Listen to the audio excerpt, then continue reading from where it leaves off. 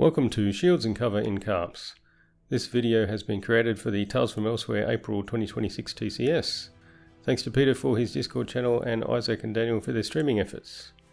First off, if you don't know, CARPS is a complex simulationist ttrpg where I use code to do the heavy lifting. The 2d10 system.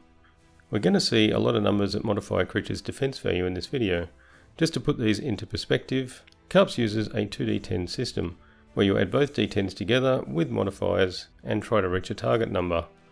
In the case of attacks, this is the target's defense value. A typical attack value might be 10 and typical defense value 20. If your attack is 10 and the target's defense is 20, then you'll need 10 or more on the dice to hit.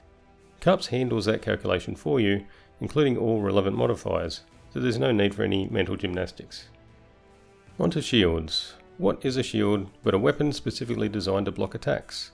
Yes, you can still strike or bash with the shield, but most of the time you'll be using it to protect yourself from incoming attacks.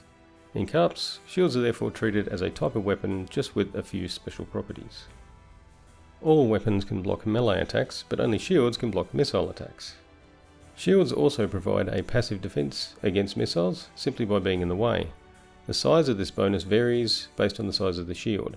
CARPS recognizes 4 sizes of shield: small, medium, large, and tower.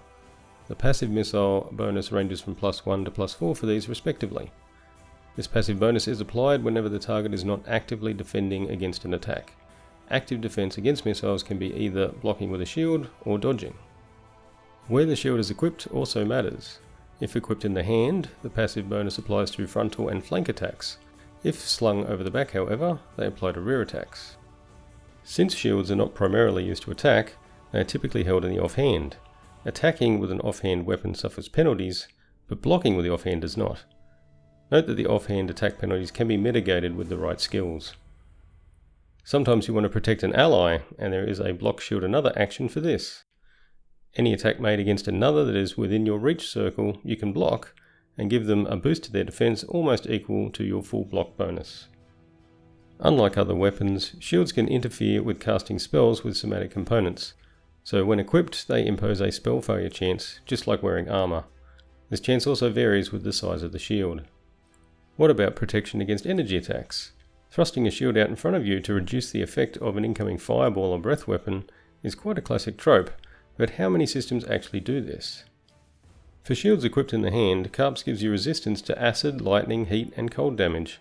How much resistance again is based on shield size, ranging from 6% for a small shield up to 16% for a tower shield. On that point, energy resistance in CARPS is not just the realm of spells and magic items. Armor, clothing, and shields all provide some level of protection, and these can add up to a significant total. As you can imagine, getting blasted by a cone of cold while naked is going to be much worse than if you were wearing padded armor, head to toe, cold weather clothing, and bracing behind a large shield. So, shields have many benefits and uses, and tend to be the most effective way to stop an attack from hitting. But, what if a missile was very fast and powerful compared to the shield? For example, trying to block a sniper rifle with a medieval wooden shield. Surely that wouldn't work, right? Since my system has equipment for both medieval and futuristic games, and is meant to be generic, this is something that needs to be considered. And I'm working on it right now. The program now calculates what I'm calling a threshold value for both missiles and shields. If a missile has a higher threshold value, that means it will go right through the shield and hit anyway. That means no block bonus and no passive bonus against that missile. These thresholds are calculated on the properties of the shield, such as how large it is, what it's made of, and weight, and the missile properties, mostly based on its armor bonus, and whether it is a firearm or has a draw weight. On the missile side, ray spells are also missile attacks, so their thresholds need to be calculated too. For the GM, of course, they can see these thresholds, so have perfect knowledge of what can and can't be blocked. But not so much for the player characters.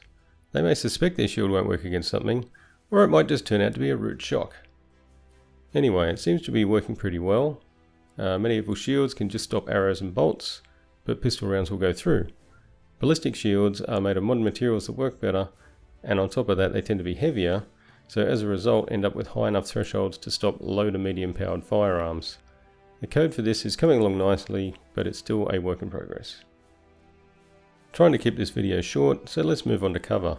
Firstly, what is cover and its close neighbour, concealment?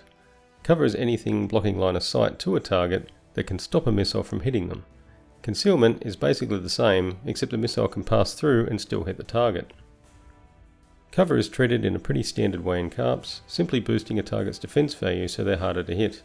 This bonus can vary all the way from +1 to +8, depending on the level of cover and difficulty of the shot.